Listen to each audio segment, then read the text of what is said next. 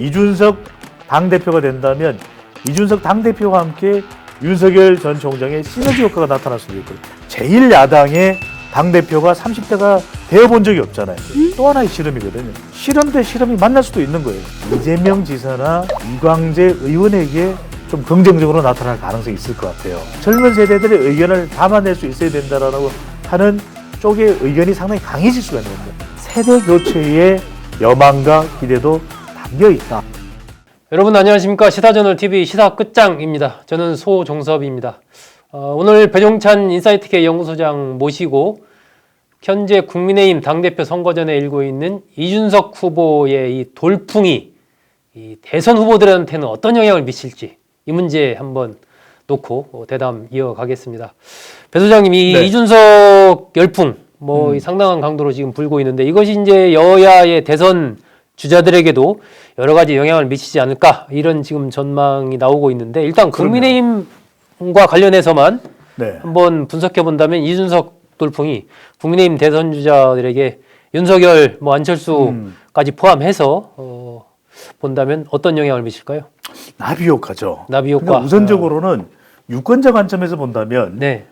국민의힘 대선 후보들이 자기 대통령 선거에 나설 경우에 본선에 누가 나가든 간에 가장 취약한 유권자 연령대가 2030 MZ 세대예요. 예. 근데 그 부분을 이준석 당대표가 된다면 상당히 2030 세대의 지지를 견인하는 효과가 있을 겁니다. 네. 저도 관심을 끌어모을 수 있는 효과도 있는 거죠. 네. 아닌 경우에는 참 대선 후보들이 취약한 연령대에서 지지 기반을 확보하기 어렵거든요. 이게 바로 이준석 효과라고 봐야 되겠죠. 네. 그런 면에서는 전반적으로 세대 미흡한 지지층들을 기반을 좀 확보할 수 있는 그런 공동적으로 유리한 환경이 만들어진다고 봐야 될 것 같고요. 네. 우리가 이제 각 후보들별로 나눠보면 이건 참고 사항입니다. 예, 하지만 어떤 누구에게 좀 더 효과적인 플랫폼이 만들어지느냐, 우선적으로는 윤석열 전 총장에게 가장 유리하다고 봐야 될 것 같아요. 가장 유리하다. 왜냐하면 어떤 측면입니까? 예. 이준석 당대표가 되는 것도 획기적인 변화입니다. 제1야당의 당대표가 30대가 되어본 적이 없잖아요. 그렇죠. 그런데 이것 자체도 실험인데, 이른바 정치 경험이 전무한 윤석열 전 총장도 또 하나의 실험이거든요. 그러니까 실험 대 실험이 만날 수도 있는 거예요.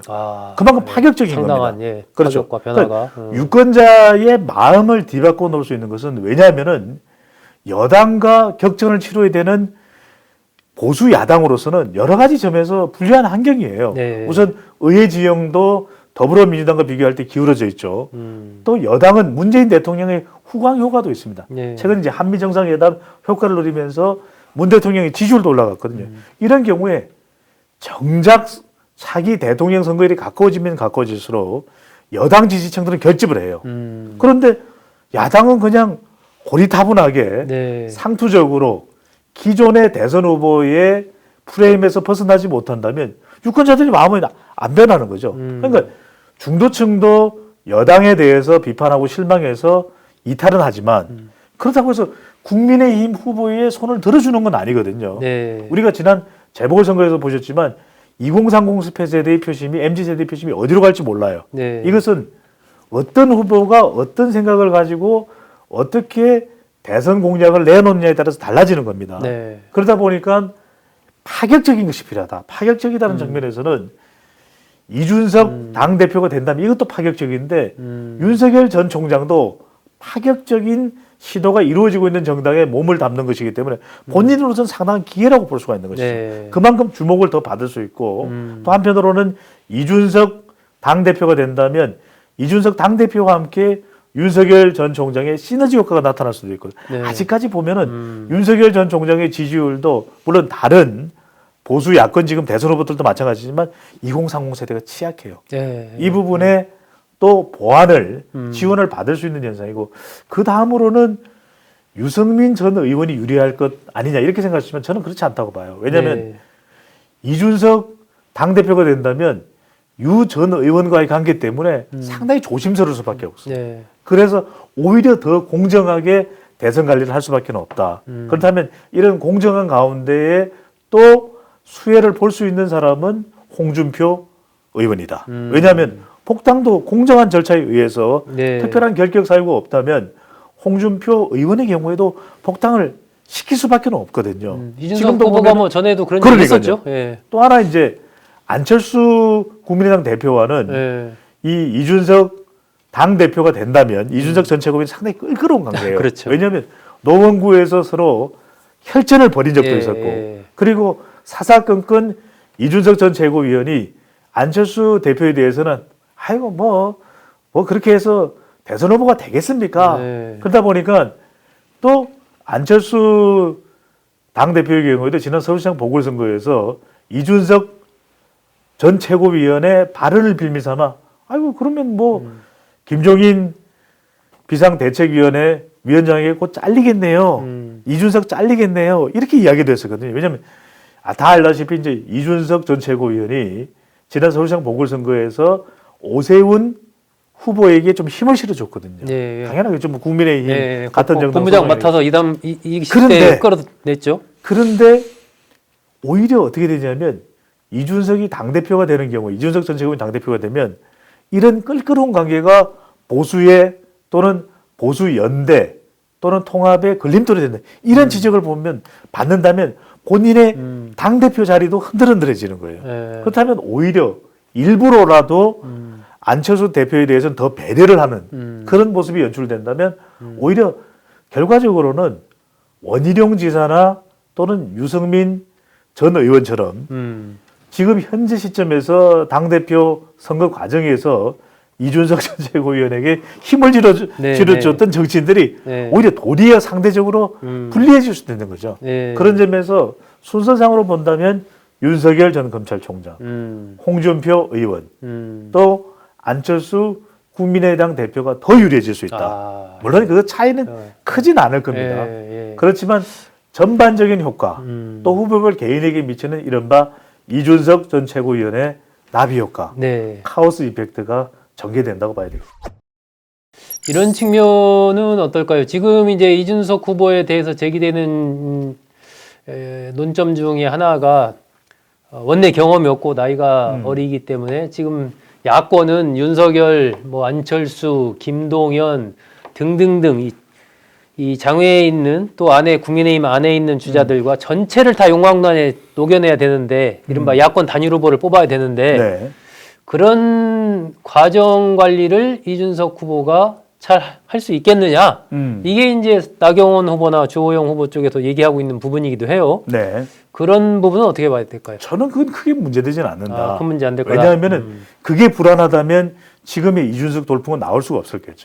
그러니까 그런 우려의 시선 자체에 대해서 아주 차별적이다. 아하, 또는 네. 2030 세대를 무시하는 것이다. 무시하는 거다. 기회를 주면 네. 얼마든지 할 수 있는데 그 기회를 충분히 부여받지 못했다는 것이 지금 MZ세대의 반란의 핵심이거든요. 네. 그러니까 사실은 더 큰 기대를 했던 것은 이준석 돌풍이 있기 전에는 더불어민주당에 기대를 했던 겁니다. 네. 지난해 총선 이후에 그 기대에 부응하지 못했기 때문에 LH 사태 이후 또는 그 이전부터도 네. 2030 세대의 미심 또 가상화폐와 관련된 부분도 있겠죠. 이렇게 이탈이 됐던 것이거든요. 그런 만큼 국민의힘에서 자꾸만 이 당권 경쟁에 대한 대선 관리를 못할 것이다. 이렇게 보는 것 자체가 오히려 더 큰 정치적 후폭풍을 가져올 수 있는 것이고 아하. 그리고 또 하나 중요한 것은 대선 관리를 이준석 당대표 혼자서 하겠습니까? 오히려 더 경험이 많고 먼 외에 이 차기 대권을 더 성공적으로 관리를 잘 할 수 있는 인물, 그 인물이 뭐 김종인 전 비대위원장이 될 수도 있고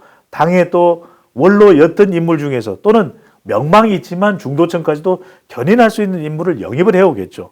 그리고 중요한 것은 그만큼 좀 혁신적인 차기 대권을 대비하는 다양한 아이디어와 젊은 세대들의 목소리를 오히려 이준석 대표가 됐을 때 그것을 모아낸다면 오히려 그 효과가 대선 관리의 불안감보다도 더 크다라고 하는 것이거든요. 이 이준석 돌풍 이런 부분들이 이제 여당 더불어민주당의 대선 주자들에게도 여러 영향을 또 미칠 것 같은데 그쪽 민주당 쪽에는 어떤 영향을 미칠까요? 민주당 쪽에는 이 이준석 돌풍이 이재명 지사나 이광재 의원에게 좀 긍정적으로 나타날 가능성이 있을 것 같아요. 왜냐하면 예. 결과적으로는 MZ세대의 반란이라는 것은 네.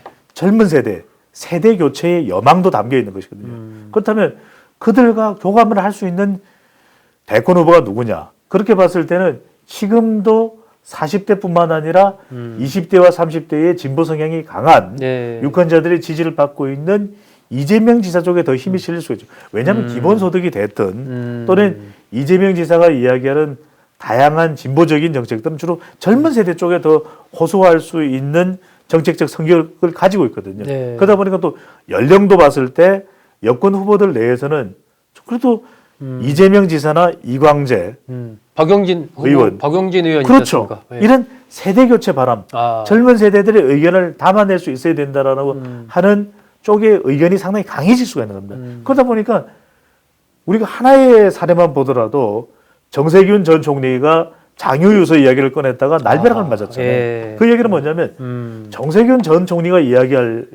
하고자 했던 것은 장유유서에 너무 집착하는 꼰대 정당이 꼰대 정치판이 되어서는 안 된다는 의미를 부여했던 겁니다. 네. 부여했던 것.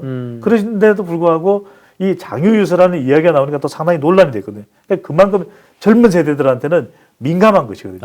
그러니까 물론 이 젊은 세대의 의견을 반영하는 것이 후보자의 나이와 꼭 관련된 건 아닙니다. 아무리 나이가 있는 후보자라고 하더라도 더 중요한 것은 생각이 젊은 것이 중요하거든요. 그렇죠. 생물학적 그리고 나이가 아니고. 그럼요. 나이는 오히려 후보자의 연령이 또 낮더라도 오히려 생각이 정말 보수적이고 생각이 지나치게 전통적인 경우에는 오히려 젊은 세대들의 지지와 공감과 호감을 끌어낼 수 없는 것이거든요. 네. 그래서 중요한 것은 그럼에도 불구하고 다양한 이 상황, 정치적인 상황을 감안한다면 이 이준석 돌풍은 네. 바로 세대 교체의 여망과 기대도 담겨 있다. 그렇다면 이재명 지사, 이광재 의원, 네. 그리고 박용진 의원 등을 중심으로 해서 좀 더 관심을 기울이게 되는 여권 내에서는 현상이 나타날 가능성도 있고, 그렇다면 젊은 세대 중에서 뭐 박주민 의원도 있겠죠. 오히려 아직까지는 대선 등록일이 상당히 남아있는 편이고 이 여당의 대선 경선 일정이 또 수년될지 모르는, 아직까지 최종 확정되지는 않았거든요. 네. 그렇다면 좀 젊은 세대에 또 젊은 유권자들의 고민과 함께 할 수 있는, 본인 스스로 판단할 때 한번 대권에 도전해보자 라고 하는 의욕을 가지고 있는 후보들이 더 낫을 가능성도 배제할 수만은 없을 것으로 보입니다. 네. 이준석 돌풍이 여야 대선 후보들에게 어떤 영향을 미칠까? 이 문제 분석해 봤습니다. 배종찬 소장은 국민의힘 계열, 보수 계열 쪽에서는 윤석열 전 총장이 가장 어떤 수혜를 입을 것이다. 그리고 더불어민주당 후보 중에서는 이재명 경기도지사가 가장 수혜를 입을 것으로 전망을 했습니다. 어쨌든 이 부분도 윤석열, 이재명, 윤석열의 양강 체제가 가속화될 가능성이 좀 있어 보입니다. 민주당으로서는 경선을 어떻게 하면 좀 드라마틱하게 국민들의 관심을 끌면서 진행할 수 있을까, 이 고민이 상당히 좀 깊어지지 않을까 보입니다.